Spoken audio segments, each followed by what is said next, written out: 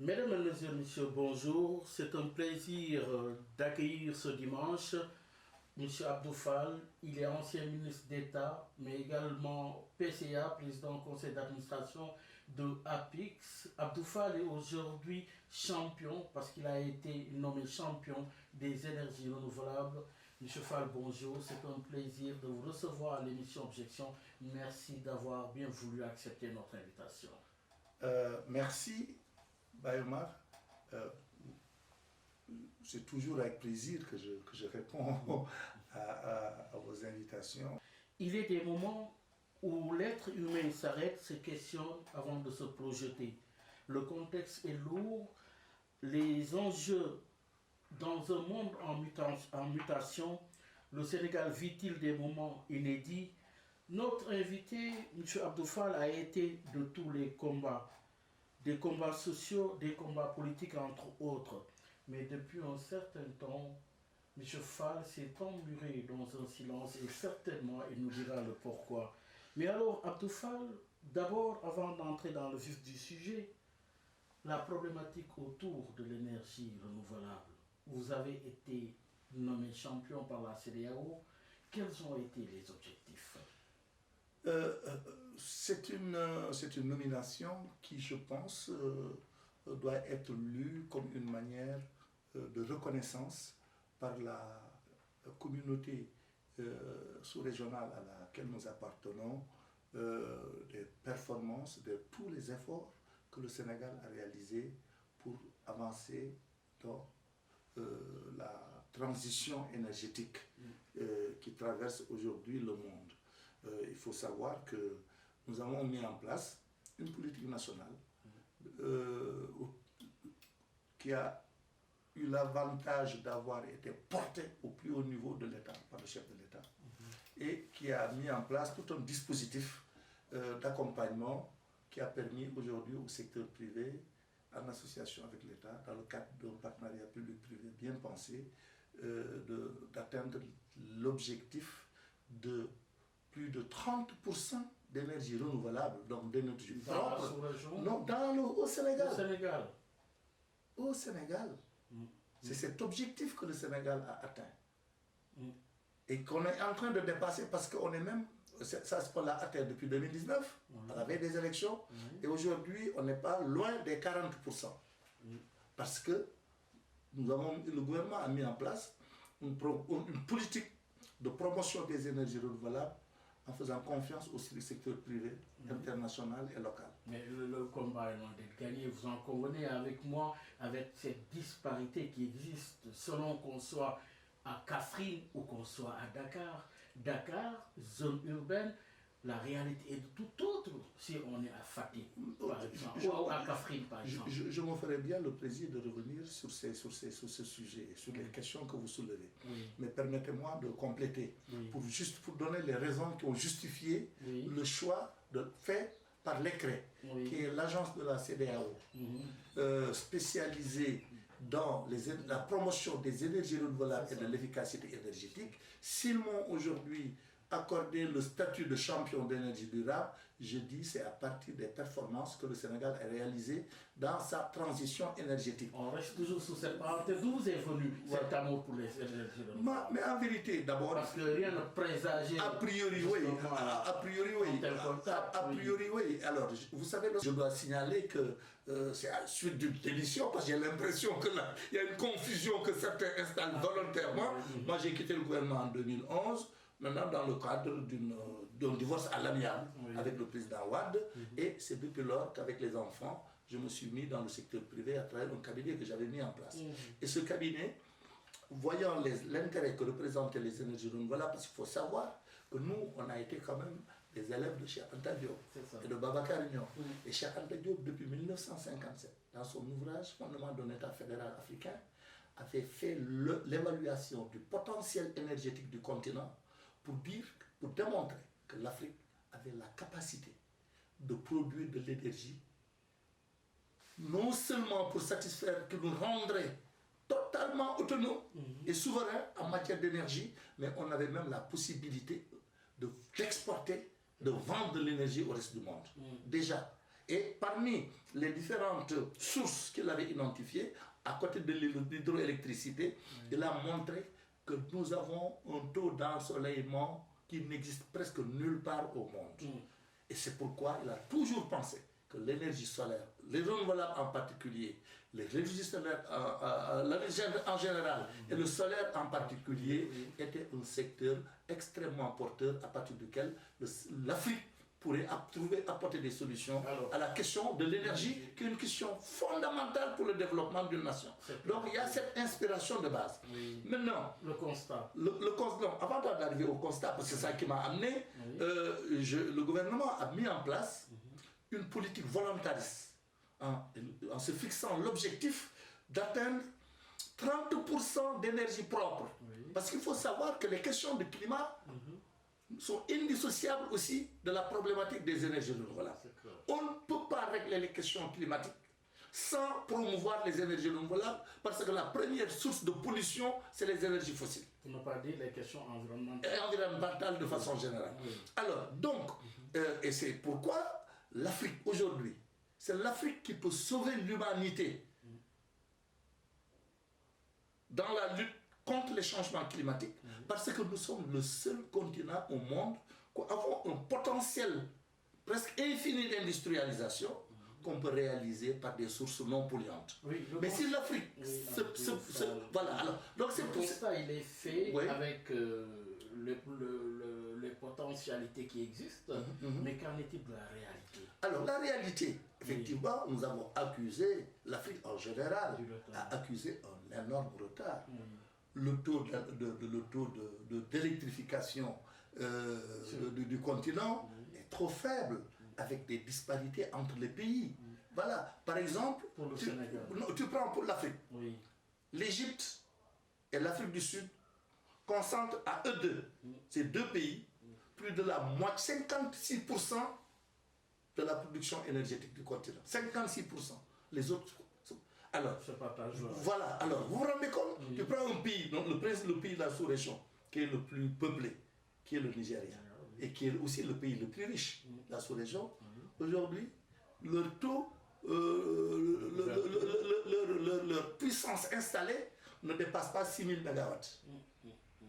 Alors que le Sénégal a dépassé depuis très longtemps, avec une population de 150 millions d'habitants. Nous, on a dépassé la barre des 100%, des 1000 mégas depuis très longtemps.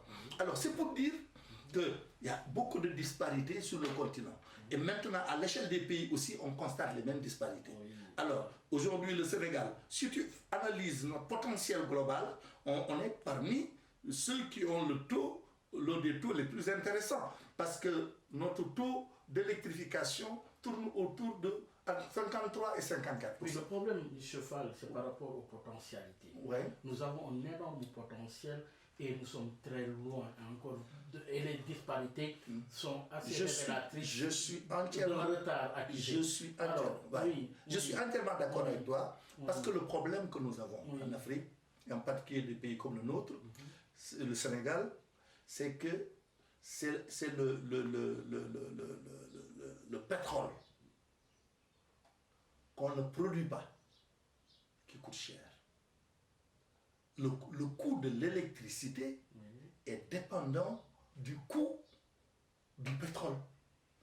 Et selon les variations du marché, tu vois, on se retrouve dans des situations parfois d'une très grande complexité. Donc la gestion, c'est pourquoi d'ailleurs l'évolution de notre pays vers un statut de pays pétrolier et gazier va impacter très fortement sur nos capacités de production. Alors, deuxième élément fondamental, c'est que nous avons un potentiel d'énergie propre, renouvelable, exceptionnel. Nous avons le solaire, nous avons l'hydroélectricité, nous avons l'éolien, le vent, et nous avons la biomasse. Mais pour mieux appréhender la problématique, M. Abdoufal, invité d'objection, revenons sur ces disparités. Aujourd'hui, d'une région à une autre, si nous comparons, je ne parle pas de Dakar par rapport à Kafrine, mais le gap est énorme.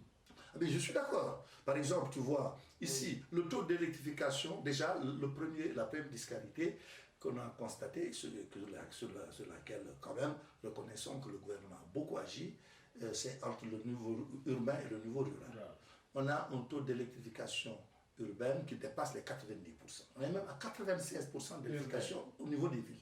Aujourd'hui, au niveau rural, avec tous les efforts qui ont été réalisés, on en est à 53,6%. Encore que voilà. D'une région à une autre. Alors, le troisième problème maintenant qui se pose, c'est qu'il y a d'énormes disparités entre les régions. Par exemple, les régions comme sur le département de Malem Hodar, le département de Kaffrine de façon générale, le département de Kédougou, le département de Médina Yoro-Fula, mais voilà, et le nord c'est moins compliqué que là-bas.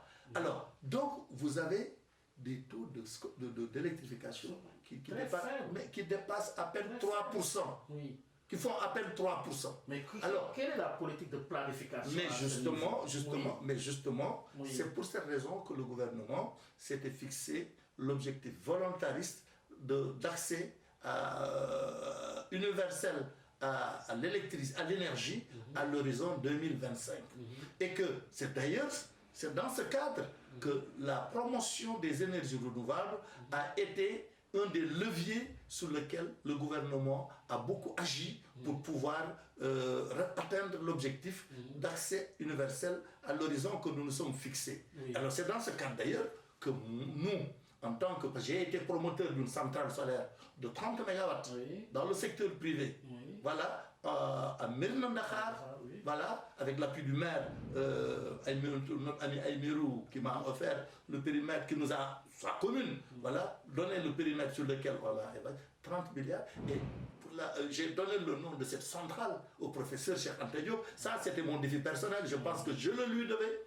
Voilà. Pour coller à l'esprit justement du renouvelable tel qu'il en a porté le projet en tant que scientifique et homme politique. Et d'ailleurs, à cette occasion, une autre chose, je me suis offert le plaisir d'inviter la fille du professeur Abdou Moumouni du Niger, dont l'université du Niger porte le nom, qui a enseigné ici à l'époque coloniale au lycée Van Vollenhoven, et qui a créé le premier centre de traitement scientifique du solaire au Niger. Quelle a été la justification?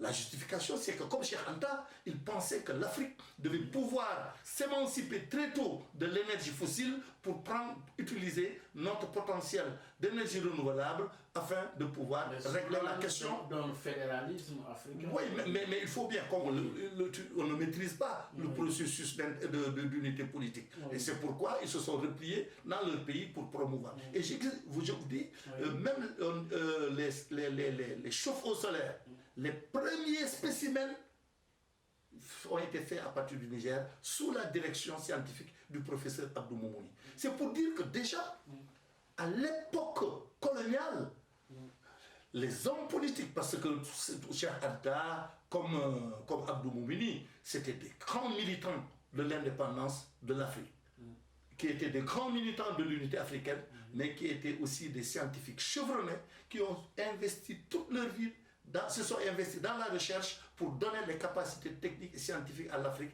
d'assurer son développement. Mais l'Afrique, lui, dispose de potentiel énorme, avez-vous dit, mais accuse un retard. Mais c'est clair.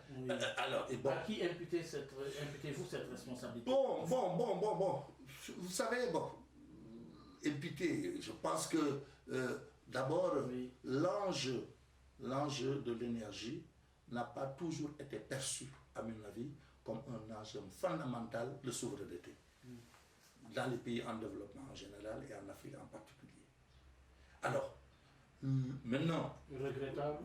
Bien sûr regrettable. Deuxième chose, il y a cette dépendance par rapport à des produits qui sont des intrants essentiels dont on ne maîtrise pas la production et qui coûte très cher au pays. Alors, c'est une véritable contrainte.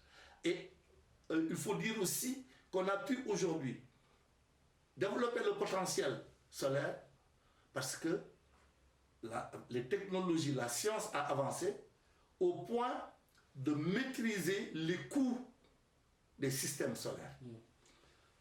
Et j'avoue que de ce point de vue, les progrès technologiques réalisés en Chine ont été extrêmement déterminants pour faire baisser le coût et rendre le solaire compétitif. Alors, oui, voilà. Vous touchez là une problématique essentielle, mais qui touche à la fois à la recherche, la technique, oui, dont la réflexion devrait aujourd'hui pousser les pays africains à justement anticiper dans cette même situation, c'est-à-dire dans ce même secteur là, de la recherche et de la technique. Mais je suis entièrement d'accord avec vous. Pour rebondir à Boufal sur l'employabilité, pour coller à l'actualité, M. Abdoufal, il y a un problème avec la jeunesse, c'est un problème de l'employabilité.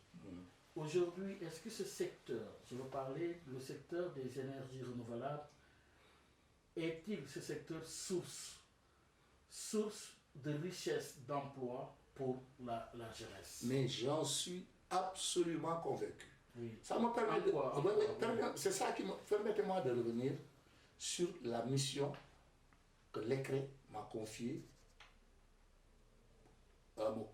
avec ce statut de ce qu'ils appellent champion dans le monde. Voilà. Oui. Alors, c'est une agence spécialisée sur les énergies renouvelables et l'efficacité énergétique. Ils m'ont donné le statut de champion. Ça, c'est la technologie anglo-saxonne. Dans l'espace francophone, on aurait dit ambassadeur de bonne volonté. Voilà. Alors, c'est à partir, nous, on a pu créer un secteur privé structuré dans le secteur, dont j'ai été le président, le conseil patronal et des énergies renouvelables jusqu'à l'année dernière. Aujourd'hui, c'est M. Karim Diaye qui en est le président. C'est tournant. Voilà, parce que bon, voilà.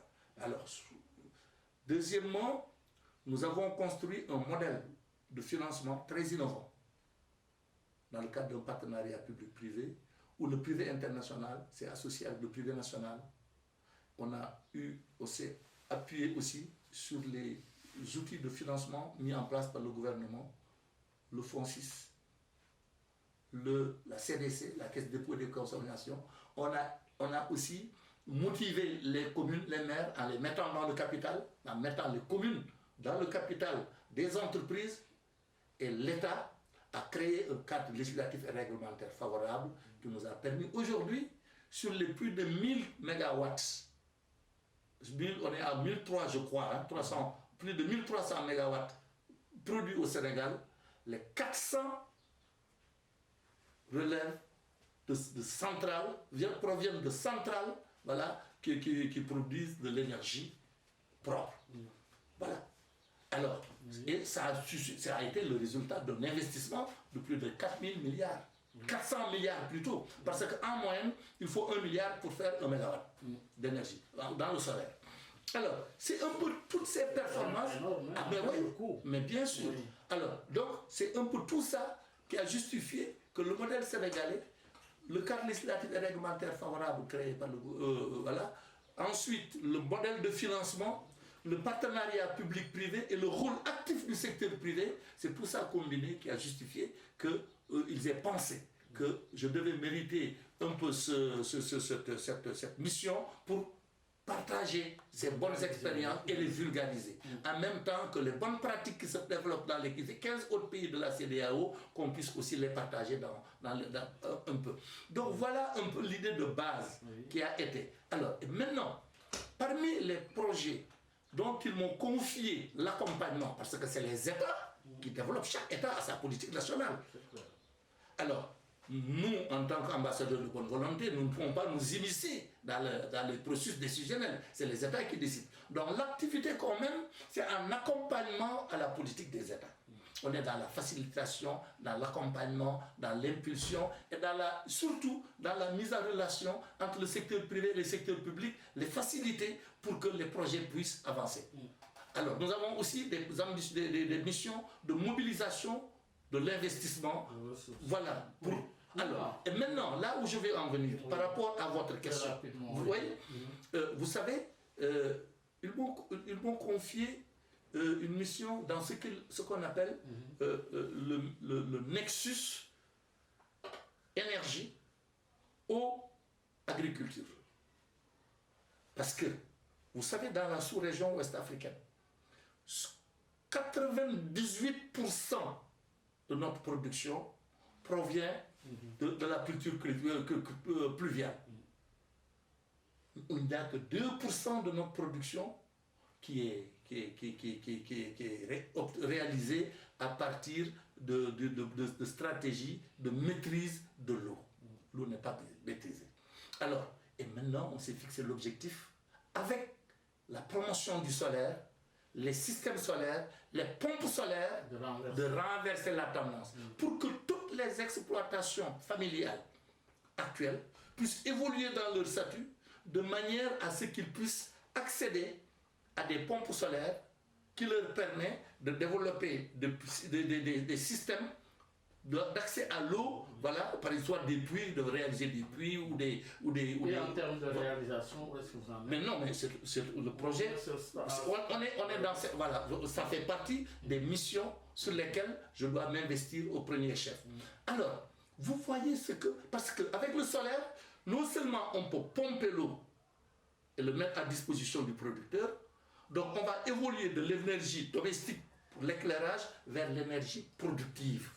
Voilà. Et à partir de là, une fois que la production se développe, on évolue dans la chaîne de valeur. Parce que autant il y a des systèmes pour pomper l'eau, il y a des systèmes pour conserver solaire, pour conserver la production, et des systèmes également pour transformer la production. Et comme ça, on crée les conditions d'une véritable économie locale. Parce que l'une des premières causes de l'exode, c'est que les terroirs, voilà, ne sont pas des lieux de développement d'une économie viable. Et c'est ça, parce qu'on continue de fonctionner sur le modèle culture pluviale, et à la fin de l'hivernage, chacun va se débrouiller pour gagner sa vie ailleurs. Et là, nous avons la perspective avec l'énergie, parce que c'est avec l'énergie qu'on peut maîtriser l'eau. Voilà. Alors, donc, c'est un des plus grands projets structurants, d'autant que aujourd'hui, avec... C'est toujours un stade de projet. Mais non, mais il y a quand même des choses qui se font dans ce domaine. Mais on va en faire un grand projet sous-régional. En partant du Sénégal comme pays pilote. Ça fait partie des missions sur lesquelles je suis en train de travailler avec le ministère de l'énergie, du pétrole et des énergies. Voilà. Est-ce que ça peut être une niche pour l'emploi? Mais on ne peut pas trouver bassin plus intéressant que le monde rural, parce que aujourd'hui, le système solaire peut être déployé à tous les niveaux pour développer toutes les filières de l'agriculture, 12 mois sur 12, ne plus dépendante d'une pluie aléatoire. On peut l'utiliser dans le domaine de l'élevage, on peut l'utiliser dans la pêche, conserver les produits de pêche, les transformer, parce que tout le dispositif existe. Aujourd'hui, les technologies ont tellement évolué dans ce domaine qu'on peut réaliser en très peu de temps une véritable révolution. Ce cheval-là n'est pas le problème. Ouais. Le problème, c'est que le principe, il est acté. Ouais. L'intérêt, là, il est constaté. Maintenant, le problème, est-ce qu'il existe une volonté politique pour aboutir? Parce que c'est là le problème aujourd'hui. Mais justement, aujourd'hui, écoutez, moi, si j'ai bénéficié de ce statut, parce que quand même, il ne faut jamais oublier que la CEDEAO est une organisation qui regroupe des États. Oui. On ne peut pas confier une mission à un membre de l'espace sans que l'État donne son onction. Oui. Mais donc, concrètement, sur le terrain, non, je veux voilà d'où nous venons, où nous en sommes, et voilà, pour qu'on comprenne mieux le processus, si ça avance ou pas. Mais je suis d'accord, mais il faut que je vous explique un peu où est-ce qu'on en est. Où est-ce qu'on en est, c'est parce que le président a marqué son accord pour que ce statut me soit conféré, parce que la CEDEAO propose et c'est les États qui décident. C'est à partir de cet accord que... Donc ça signifie quoi? Ça signifie que le gouvernement du Sénégal, le chef de l'État, il a instruit son ministre de l'énergie, qui a été porteur du projet d'ailleurs à son niveau, de gérer avec moi et de m'aider, de m'accompagner. Et tous les services du ministère dédiés à ces missions, à ces tâches, qu'il s'agisse de l'ANER, qu'il s'agisse de l'AME, tout ça, ils seront dans le dispositif. Alors, donc, par rapport à notre objectif d'accès universel à l'horizon 2025, nous pensons que ce programme peut être un des programmes phares qui vont aider à réaliser une véritable... c'est dans 4 ans. Mais bien sûr. Est-ce que vous pensez y arriver? Bon, écoute, quel que soit l'optimisme que vous avez... Bon, moi je pense qu'au point où on a... difficile il faut qu'on soit très volontariste. Oui, il faut qu'on soit... Parce que, écoutez, n'oubliez pas qu'entre 2013, 2015 plutôt, et 2019, on a eu 30% d'énergie renouvelable. C'est un record mondial. Oui. Dans notre mix énergétique. Mais c'est de l'énergie produite à partir de centrales et injectée dans le réseau.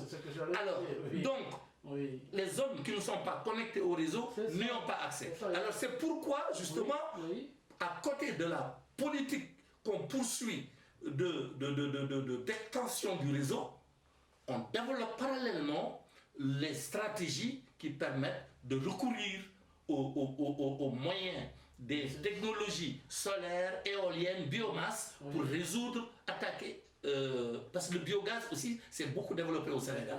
Alors donc, ce sont ces filières qu'il faut impulser maintenant. Mais ça demande énormément de moyens. Pas forcément, honnêtement non. Maintenant c'est maîtrisé.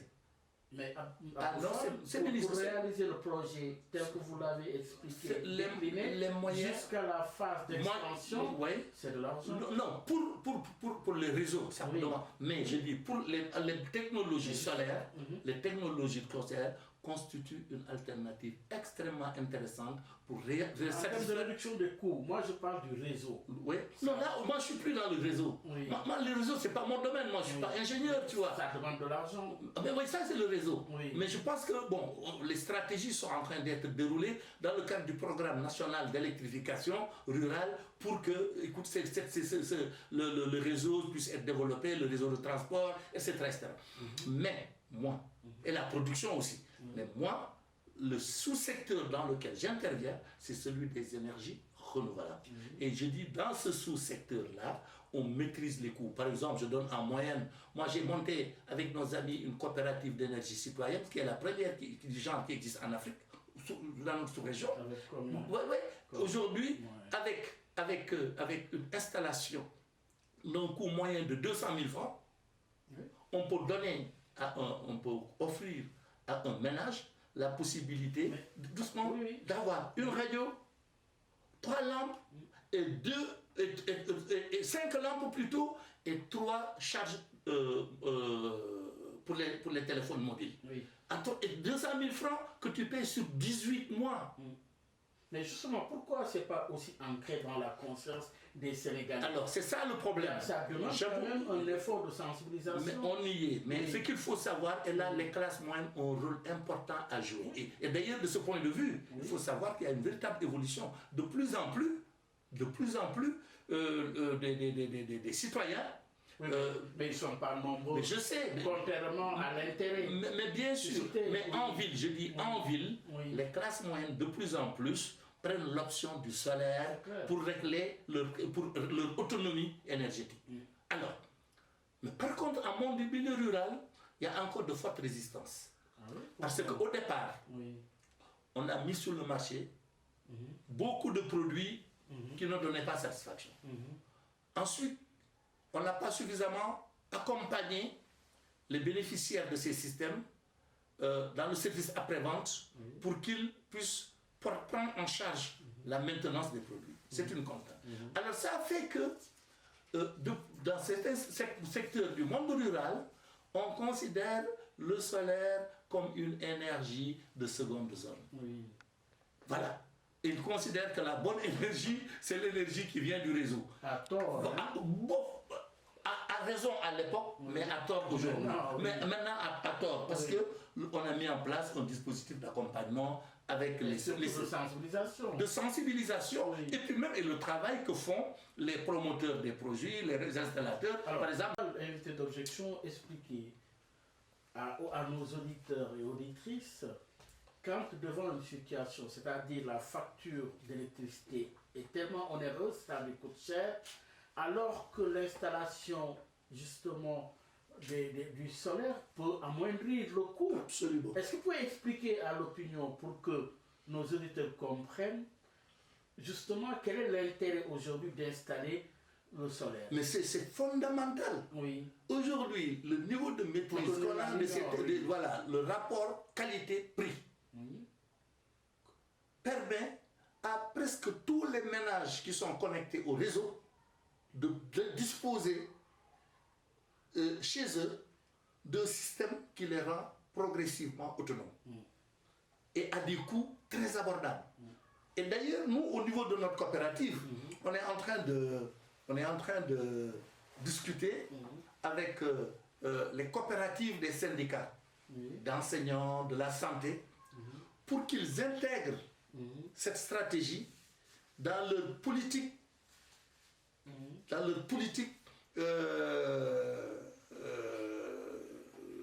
de réduction des charges des ménages. Parce que une famille qui est autonome en énergie, donc il n'a plus voilà, sa facture d'électricité, tout ce qu'il libère là-bas constitue quand même une épargne. Voilà. Et c'est de ce point de vue qu'on est en train, et je pense que l'implication des classes moyennes dans cette dynamique va avoir un effet très bénéfique dans la popularisation du système. Quand on verra des gens qu'on considère comme instruits et aisés le faire, les gens seront plus enclins à avoir plus confiance au système. Alors, mais ça, ce sont des combats sur lesquels on est, et je pense que on peut avoir ça. On est en train de l'intégrer d'ailleurs dans la stratégie, voilà, qu'on est en train de mettre en place dans le cadre de la mission qui nous est confiée. Oui, des missions qui vous sont confiées avec d'intérêts certains par rapport à des couches qui sont de plus en plus vulnérables. Vous avez parlé de ressources pour l'emploi. Nous parlons aujourd'hui de cette jeunesse confrontée à de multiples problèmes. M. Fall, cette jeunesse désœuvrée qui perd espoir. Aujourd'hui, vous constatez avec nous ce qui se passe à l'université. Vous constatez avec nous que les derniers événements sur le territoire n'ont pas été des événements faciles, avec ce qu'il y a comme casse, ce qu'il y a comme frustration et ce que ça a entraîné comme mort d'homme. Avec le recul, M. Fall, comment analysez-vous cette situation? Bon, moi, je pense que c'est une situation très sérieuse. Et comme vous l'avez dit dans votre introduction, c'est le monde qui traverse ce qu'on pourrait appeler des zones de turbulence, si je puis parler ainsi. Vous aurez remarqué que presque aucun pays du monde n'est épargné, les pays riches, les pays pauvres. Et en général, c'est d'ailleurs dans les pays riches que les problèmes se posent en des termes beaucoup plus aigus encore que chez nous, pour l'instant. Alors, c'est dire donc qu'il y a une réflexion que les citoyens, les dirigeants, en toute humilité, doivent développer pour observer ce qui se passe dans le monde et se répercute dans nos pays et que nous vivons nous aussi à notre manière pour voir de la façon la plus sereine comment les surmonter. C'est des problèmes sérieux, c'est des problèmes difficiles, c'est des problèmes complexes. Alors, parmi les quelques indications, moi, que j'ai, je considère qu'il faut qu'on repense la gouvernance globale du monde. Les citoyens, de façon générale, se sentent de plus en plus exclus et dans des proportions trop importantes. Le tournant des révolutions néolibérales en Europe dans les années 80 ont engendré de nouveaux phénomènes. Le phénomène, c'est que l'argent, les puissances d'argent, ont écrasé les États. Au point que les logiques de profit prennent le dessus sur les logiques de solidarité. Parce que c'est ça, là, une des missions essentielles de l'État. Et de générosité. Mais surtout de générosité, je suis d'accord avec vous. Parce que si on n'est pas généreux, on ne peut pas être solidaire. Donc il faut qu'on recautionne, il faut qu'on réhumanise l'économie, il faut qu'on réhumanise la politique. Et si on ne le fait pas, parce que le contraste c'est que autant le monde accumule des richesses à des niveaux qu'on n'a jamais connus, autant les disparités et les inégalités ont pris des proportions que l'humanité n'a jamais connues. Surtout dans un contexte de pandémie. Encore qui vient aggraver les choses. Oui. À cela s'ajoute maintenant, au niveau local, une transition démographique qu'on n'a pas trop maîtrisée dans nos pays. Trop maîtrisée. Alors, je vais vous donner une illustration. Moi, lorsque j'ai été nommé ministre de la Santé en 2000, le programme national de développement sanitaire que je devais piloter, 3 objectifs étaient assignés au ministère, au ministère. 1, baisse du taux de mortalité maternelle et infantile. C'est avec vous qu'on a connu les Badenougou. Oui, c'est après, voilà. C'est après. C'est après, mon premier passage. Voilà. Mais c'était déjà un projet que WAD, voilà, annonçait. Mais moi, j'ai porté la coalition contre la mortalité maternelle, j'ai porté la caravane dans la lutte contre le palu, et on a porté les assises nationales de la santé, qui ont été un moment extrêmement important. Vous y avez participé, voilà, de démocratisation du débat autour des problématiques de santé. Voilà. Alors, c'est après que j'ai porté le plan Sésame quand je suis revenu en 2007. Mais c'est dans la période intermédiaire où je n'étais pas là que le projet Grand Gouron a été maîtrisé. Et moi, j'ai porté le plan Sésame et j'ai porté en même temps le projet Médecins sans blouse. Voilà. Qui voulait que les médecins ne soient pas... Voilà. Alors, donc, lorsque j'arrivais, pour revenir, 3 objectifs nous étaient assignés. Baisse du taux de mortalité maternelle et infantile qui était trop élevé. On était à 510 décès sur 100 000 naissances. La baisse du taux de mortalité infantile, qui était la mortalité maternelle d'abord, la mortalité infanto-juvénile et la maîtrise du taux de fécondité. On a boosté avec tout ce qu'on a. Donc, on a pu faire avancer, atteindre, voilà, faire baisser les indicateurs. Mais là où on était faible, c'est sur le taux de fécondité. Quand tu fais baisser le taux de mortalité maternelle, tu fais baisser le taux de mortalité infantile-juvénile, et que le taux de fécondité n'est pas maîtrisé, il y a une explosion démographique. C'est ça qui nous rattrape aujourd'hui. Alors, donc c'est cette transition démographique qui fait que, aujourd'hui au Sénégal, 49% des enfants de la population a moins de 20 ans. 49%. Donc l'âge médian, c'est 20 ans. Donc considère que sur 2 Sénégalais que tu rencontres, l'un a moins de 20 ans. Plus de 70% sont en moins de 30 ans. Alors, donc on se retrouve aujourd'hui avec une population jeune très importante. Oui, est-ce que c'est une opportunité ou... C'est une opportunité si on développe notre capacité de les prendre en charge, de les qualifier pour qu'ils deviennent des forces productives. Voilà.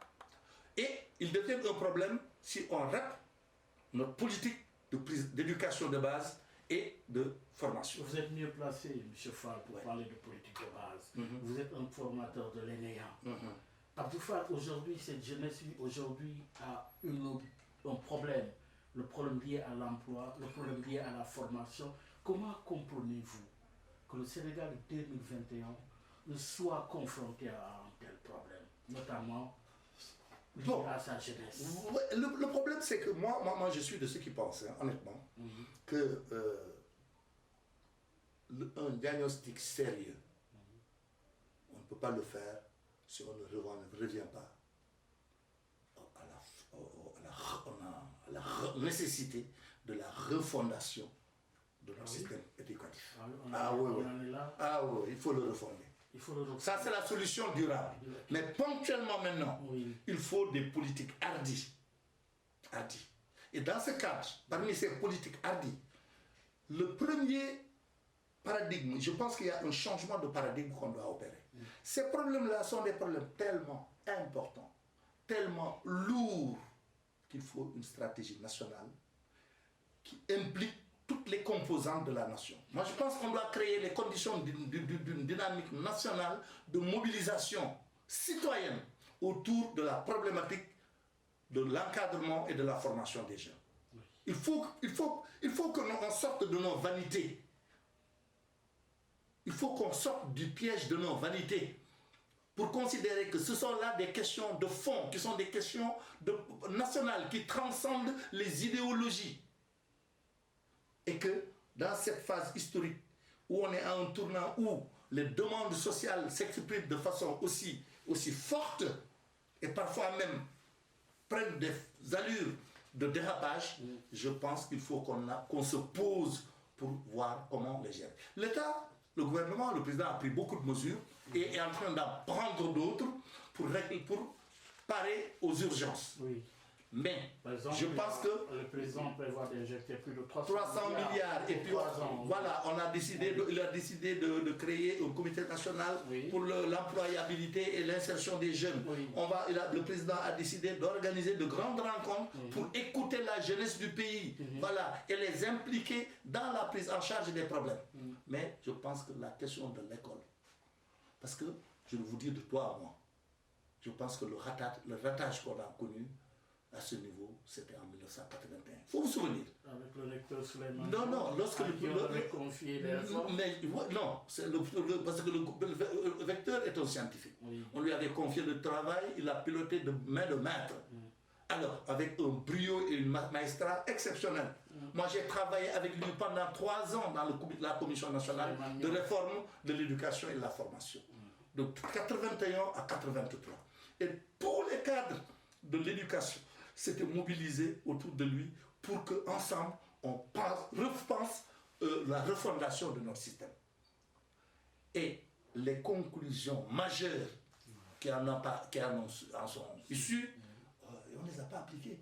Parce que les 4 grandes conclusions, les 4 grandes réformes, indépendamment des questions de personnel, 1, c'était l'introduction des langues nationales à l'école. Pour combiner français et langue nationale.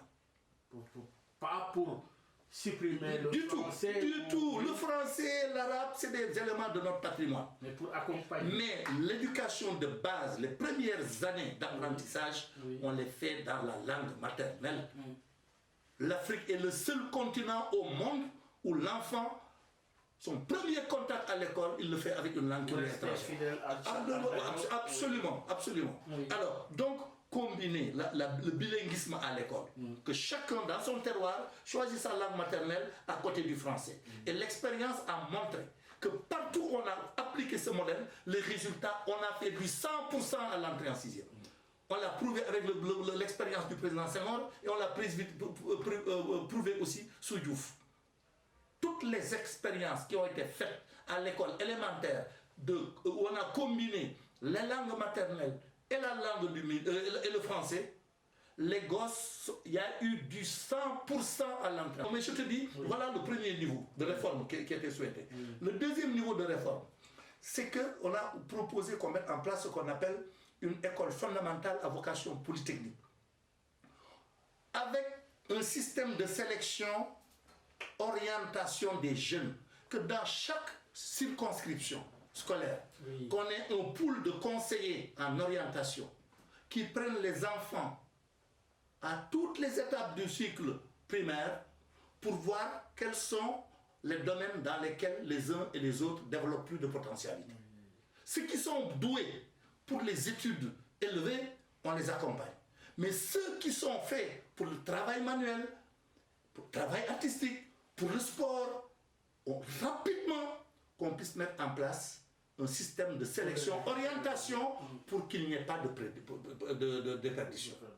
Déjà, il faut aussi avoir l'honnêteté de reconnaître que cette question, le président Senghor avait tenté de la résoudre en créant le corps auquel j'appartiens, les médiateurs pédagogiques, qui avons vocation à gérer des foyers d'enseignement moyens pratiques. L'idée de Senghor, du président Senghor, c'était de dire, on fait l'entrée en 6e et le certificat. Ceux qui réussissent pour le collège, on les laisse partir. Ceux qui ne laissent pas pour les trucs, au lieu de les abandonner, on les met dans les foyers d'enseignement moyen pratique, voilà, pour qu'ils apprennent des métiers, l'agriculture, l'élevage, la pêche, la maçonnerie, voilà, l'électricité, la menuiserie, etc. Jusque-là, il y a des foyers d'enseignement moyen pratique qui existent au Sénégal. Voilà. On en a à Ngekor, on a à Mbagana, dans le Wallon. Mais on connaissait qu'on n'a pas cette même volonté. Non, alors, c'est pourquoi je dis qu'il faut qu'on revienne à ces débats de fond. Oui. La troisième grande réforme qui a été proposée par la Commission nationale de réforme après les États généraux, c'était d'introduire l'enseignement religieux dans nos systèmes éducatifs. Parce qu'on avait constaté, déjà, en 81, moi j'étais le rapporteur de la commission sur l'éducation religieuse. Et le rapporteur général de la commission de politique générale, ce qui travaille sur l'organigramme et tout ça, c'était Mamadou Ndoye. Ah oui. Alors, donc, l'introduction là, parce qu'on avait senti qu'il y a des segments importants, tu vois, du pays qui refusaient de plus en plus l'école telle qu'elle fonctionnait et qui préféraient envoyer leurs enfants dans les dames. Alors, on dit, comme l'école a une mission de service public, il ne doit laisser aucun citoyen en rade. Ceux qui, pour être confiants et être à l'aise, avaient besoin que l'école prenne en charge la formation religieuse de leurs enfants, écoute, on le fait. Alors, moi, j'ai toujours été, justement, j'étais le rapporteur de cette commission pour dire, je sais, et on avait fait du matchmaking un peu à travers le monde. L'Allemagne, ce que l'Allemagne faisait, hein, l'élève sénégalais qui est dans une école allemande, s'il a envie d'apprendre le Coran dans l'école, le système est organisé pour prendre en charge. Alors on s'est dit, pourquoi on n'introduit pas l'enseignement religieux chez nous? Et ça faisait partie des conclusions que nous avons tirées de nos travaux. Alors, donc, nous avons cette vocation, et le dernier, c'était ce qu'on appelle, il faut que l'espace scolaire soit revu, de manière à ce que, à côté des activités intramuros, qu'il y ait des activités extramuros, voilà, où on prépare les enfants dans les ateliers écoles, dans des fermes écoles, pour que ceux qui ont des aptitudes manuelles puissent découvrir leur vocation et qu'on les y oriente à temps. Donc c'est ce type d'école que nous avions proposé, mais on ne l'a pas fait. Et c'est ça qui nous rattrape. Aujourd'hui, dans notre système, tu vois beaucoup de jeunes qui sortent avec un diplôme mais sans qualification. Oui, et maintenant le constat est là. Et bien alors, voilà. Sur 4 millions, 4 millions d'enfants scolarisés, aujourd'hui, on n'a pas, ou on n'a que 100 000 enfants qui sortent avec un diplôme. Voilà, effectivement. Et maintenant, les 3 millions... Non, pas avec le diplôme, pas avec le diplôme, mais avec une qualification. Avec une qualification, les 3 900 sont... Pour la plupart, ceux qui réussissent, ils ont des diplômes. Le BEP, le BEPC, ou bien le BFM plutôt, le baccalauréat, la licence, la maîtrise, le doctorat. Mais donc tu as un diplôme, en vérité, voilà, et tu n'as pas de qualification, on peut te mettre tout de suite. Oui, alors, donc, ça veut dire quoi? Le président est censé, doucement, le président a été très sensible à cette question, et pendant sa campagne électorale, il s'était fixé, il avait dit qu'il fixe au gouvernement l'objectif d'obtenir qu'au moins 30% de la population scolaire, qu'on puisse les orienter dans les filières techniques et scientifiques pour qu'ils puissent sortir avec des qualifications. Mais ça, c'est tout un processus avec... voilà. Alors, l'autre aspect maintenant qui est très important à mon avis. Oui, c'est l'alternative. Il faut, à mon avis, développer une campagne de masse pour l'éradication de l'analphabétisme. En recourant à toutes les langues nationales, l'arabe, le français. Je pense que le taux d'analphabétisme, vous savez, on a un taux d'analphabétisme de plus de 50%. 50%. C'est un problème. Ah mais oui.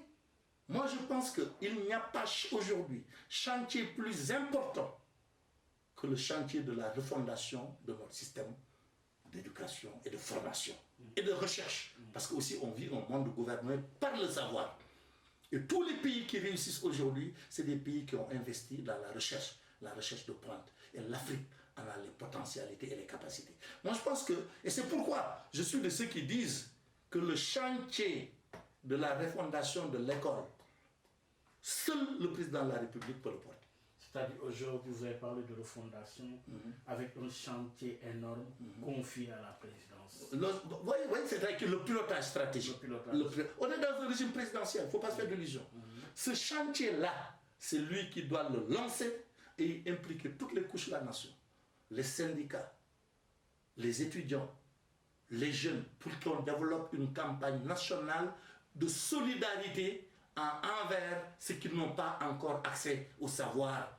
On ne peut pas accepter qu'au XXIe siècle, qu'on ait plus de 50% des Sénégalais qui n'ont jamais lu et écrit de leur vie. Ce défi-là, je pense que seul le président peut le relever. Que ce n'est pas un ministère qui va régler ça. Oui. Dans certains pays, le chantier de l'éducation, surtout dans un contexte où on est fait face à des défis aussi redoutables, qui nécessitent la capture du dividende démographique, parce que capturer le dividende démographique, c'est insuffler du savoir. Vous reprenez la problématique, parce que quand vous parliez tout à l'heure, Abdou Fall, de démographie galopante, aujourd'hui, avec le dividende démographique, ça peut constituer une opportunité. Mais justement, cette opportunité, on ne peut l'exploiter que par l'éducation et la formation. Oui, Abdou Fall, invité d'objection, cela nous ramène à parler de votre mouvement Andou Nawlé et CCP sur la crise d'aujourd'hui. La question vous est posée. Vous avez longtemps ouvert des débats sur la place publique en parlant de l'éducation, certainement une appropriation par la communauté justement de l'éducation. Aujourd'hui, Andou Nawlé, par rapport à la crise que vient de traverser le Sénégal, les réponses du gouvernement qui ont été données, des solutions d'apaisement sont annoncées et sont effectuées aujourd'hui pour retenir quoi par rapport à cette situation? Bon, comme vous l'avez dit, moi je pense que votre introduction a campé le décor. On est dans un monde difficile, traversé par des crises et des convulsions. Il faut repenser la gouvernance mondiale, il faut repenser l'économie mondiale. Et même nous, dans nos pays, il faut qu'on repense notre gouvernance. Moi je pense qu'aujourd'hui, on traverse une crise de la démocratie. Le modèle démocratique que nous avons hérité de l'après-guerre, la démocratie représentative, avec des députés, un gouvernement, il a atteint ses limites. Il faut évoluer vers une démocratie plus participative. Et il faut placer le citoyen au cœur de la réflexion et de l'action.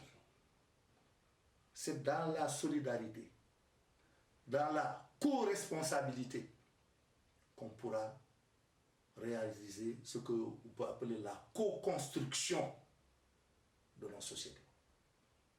Mais il se trouve que nous sommes, surtout sur le champ politique, nous sommes dans l'impasse. Disons, on n'est pas dans l'impasse, je pense qu'on est je pense qu'on est plutôt dans une transition. Vous savez, le monde, il évolue, hein. Et les Japonais, le mot crise en japonais a deux significations. Il signifie problème, il signifie opportunité. Alors, aujourd'hui, je pense, au regard de la manière dont les choses ont évolué, j'en profite d'ailleurs pour vraiment magnifier l'efficacité de nos mécanismes de régulation sociale. Parce que les types de crises qu'on vient de traverser, si on était dans des pays où ces mécanismes n'existaient pas, ça nous aurait conduit très loin. Voilà, donc ça c'est une des chances du Sénégal. On a développé toute une ingénierie du vivre ensemble qui, dans les circonstances pareilles, c'est là qu'on se rend compte de ce capital, ce que ça représente. On a pu les surmonter. Je pense qu'il faut féliciter toutes les personnalités, tous les acteurs de bonne volonté qui se sont investis pour aider à calmer le jeu et à engager le processus de normalisation. Maintenant, le plus important, c'est les leçons qu'on en tire. Moi, je pense que la plus grande leçon que nous tous, on doit en tirer, d'abord, c'est une leçon d'humilité. Qu'on supporte davantage. Qu'on se tourne ses coups. Ces types de problèmes-là, personne n'a les solutions miracles clés en main pour les résoudre. C'est dans la concertation, et de ce point de vue, quoi qu'on dise, le président Macky Sall quand même a fait des efforts. Parce qu'après les élections, il a lancé le dialogue. Ensuite, il a monté une coalition qu'il essaie de garder, qu'il a gardée dans du durée. Donc ça signifie qu'il y a un effort de concertation, de consultation, de dialogue et de partenariat. Mais il faut qu'on aille encore plus loin. Parce que c'est la demande sociale qui est très forte, qui est très pressante et qui est portée par deux catégories. nous avons une jeunesse dont une grande partie se sent un peu perdue parce que, bon, voilà, ils vivent les angoisses de leur avenir. Mais nous avons aussi une classe moyenne, très, très, très éprouvée. Parce que ce que nous venons de décrire comme phénomène démographique, ça signifie quoi? Ça signifie que la population active qui prend en charge toute cette masse de jeunes voilà, qu'on appelle la population en charge, voilà, elle est sous une pression sociale extrêmement forte. Surtout avec la disparition du middle class. Voilà.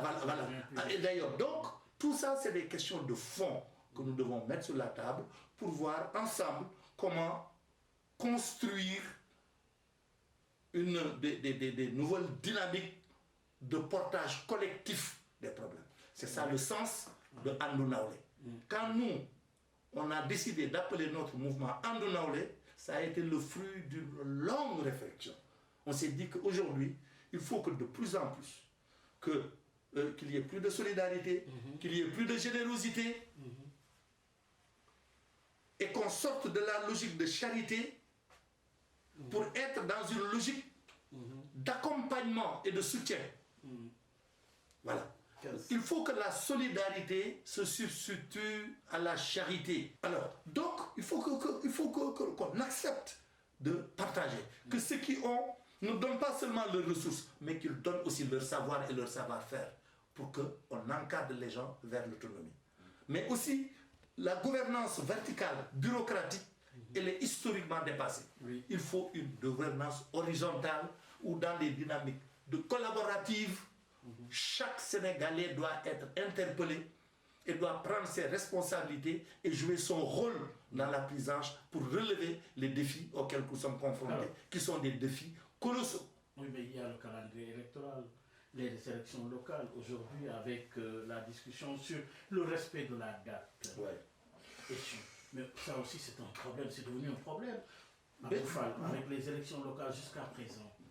Oui, mais c'est bon, moi, je pense que ce débat, oui. Il serait plus indiqué que dans le cadre de la commission politique du dialogue, oui. Que les gens le mettent sur la table et que quand même les gens se regardent les yeux dans les yeux. Parce que la majorité a encore vraiment à bon dos. Depuis le départ, la majorité a dit qu'elle était prête à aller aux élections en 2021 parce que nous considérons que le système, peut-être qu'au système on l'améliore, mais il ne contient pas des vices qui puissent justifier une évaluation sans fait. C'est l'opposition qui a dit, ils veulent évoluer. C'est la demande de l'opposition qui a dit on n'ira pas aux élections tant qu'on n'aura pas évalué le processus électoral et tant qu'on n'aura pas fait le diagnostic du fichier électoral qui, semble-t-il, disent-ils, était piégé. Vous considérez qu'il est piégé, malgré toutes les alternances qu'il y a eu avec ce fichier-là. Écoutez, allez-y. Mais si on y va, on est obligé de reporter. Alors c'est pourquoi je dis, ce débat, il faut qu'on soit juste quand même. Laissons les acteurs politiques qui sont dans le dialogue le prendre en charge. Aujourd'hui, on a assez de problèmes et on essaie de décrisper pour vraiment assainir et aller vers de nouvelles bases. Oui. Je pense qu'on n'a pas intérêt à entretenir... Mais pour les élections locales, est-ce que Abdou Fall est intéressé par la ville de Thiès? Non. Ah oui? Non. Mais écoute, il faut que vous sachiez une chose. Vous tourner le dos? Non. Oui. Du tout. Mais je suis élu local à Thiès. Je suis membre du conseil départemental de Thiès. Mais je ne suis pas candidat. Qu'est-ce qui a changé? Mais je ne suis pas candidat. Qu'est-ce qui a changé? Que je sois candidat pour être sur la liste. Peut-être pour être ce que je suis. Parce que tant que je resterai en politique, oui. Moi, un bon homme politique, il doit avoir un mandat d'élu. Voilà. C'est mon principe. Le jour où je cesserai d'avoir de mandat élu, j'abandonne la politique. Donc c'est pourquoi, comme je ne suis pas intéressé à être maire, à être président ceci ou cela, je dis, écoute, moi, je ne suis pas candidat pour diriger. Il faut savoir que moi j'ai été maire à Dakar aux HLM. J'ai été deuxième adjoint au maire de Dakar. C'est à la suite d'une crise qu'on a eue au PDS que j'avais suspendu mes activités. Et quand je les ai reprises, c'était pas pour moi, je n'étais pas allé à Thiès pour reconquérir Thiès. J'étais allé à Thiès pour reconstruire le parti, parce qu'il n'y en avait plus. Et au-delà de la reconstruction du parti, on a pu... La mission est terminée. Mais fondamentalement, c'est pourquoi lorsque Idrissa nous a rejoint en 2009, je lui dis, moi j'en ai fini. J'ai gagné le département, tu as gagné la commune. Bon, écoute, on y va. C'est tout. Moi, le débat de Thiès, je l'ai bouclé depuis 2009. J'avais pris le leadership parce que si je ne le prenais pas, il n'y aurait plus de PDS à Thiès. Et de ça, c'est qu'avec est venu rejoindre Macky Sall, vous inspire quoi? Non, je pense que c'est une bonne chose. Je pense que plus dans le contexte de nos pays, où nous avons des défis colossaux à relever, des défis de développement. Le défi du pétrole et du gaz, attention, partout, il faut le gérer aussi, avec sérénité et maturité et responsabilité. Mais le défi sécuritaire autour de nous, et plus le défi des demandes sociales fortes et pressantes.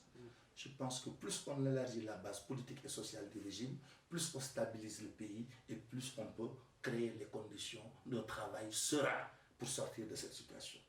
Voilà c'est pourquoi lorsqu'il est arrivé, j'ai trouvé que c'était excellent.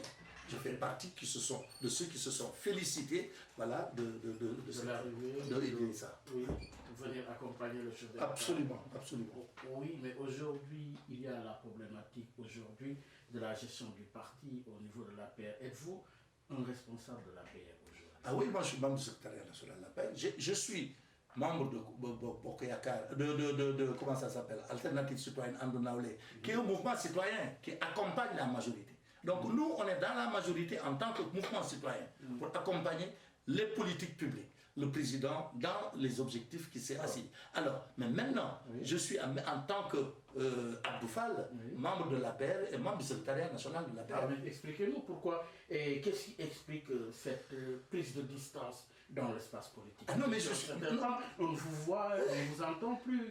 Qu'est-ce qui... Mais parce que moi, je ne suis pas personnellement dans les compétitions. Je pense quand même que ce que j'avais à faire dans ce domaine-là, je l'ai fait.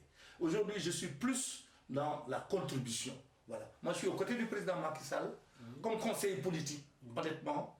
Voilà. Je pense avoir capitalisé une expérience politique, sociale, du mouvement social, voilà, et d'État, voilà, que je peux mettre à disposition des jeunes, voilà, du parti et de la coalition. Moi, voilà le type de mission que je me suis fixé. Mais par contre, j'ai mes chantiers.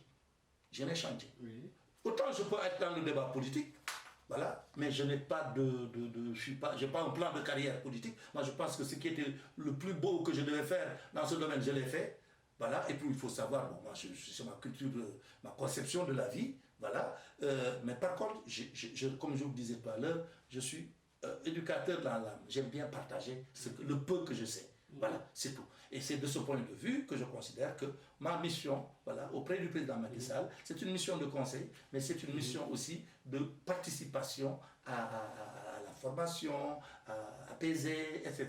C'est quand même ça le rôle de notre génération aussi. C'est un peu dans ça que je suis, fondamentalement. Alors, oui, il a été question dans cette émission pour dire qu'on a été rattrapé par le temps qui est passé trop vite avec des questions en jeu, notamment les missions du champion de l'énergie durable et le défi de l'accès universel à l'énergie au Sénégal et dans l'espace CEDEAO, mais également la situation actuelle de l'école sénégalaise et les perspectives pour la jeunesse. Abdou Fall, vous êtes également revenu sur Andonaoulé et le CCP sur la crise que vient de traverser le pays, les réponses du gouvernement et justement quelles conditions pour un apaisement durable.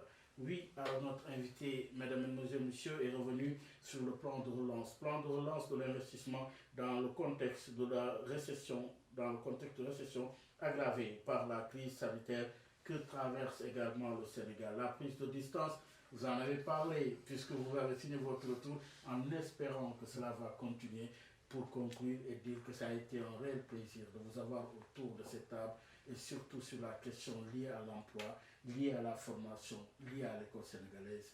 Merci, M. Fall. Merci de m'avoir invité et de me donner l'occasion de partager les quelques idées que j'ai sur ces sujets-là. Merci beaucoup, Mesdames, Messieurs, ça en est tout. Excellente suite de programme sur la 98.5. Il était notre invité, Abdou Fall, ancien ministre d'État, mais Abdou Fall est aujourd'hui le PCA, le président du conseil d'administration de l'APIX, mais il a été nommé nouvellement champion des énergies renouvelables. Ainsi s'achève objection de ce dimanche. Merci de nous avoir suivis. Rendez-vous dimanche prochain avec un autre invité. Excellente suite de programme.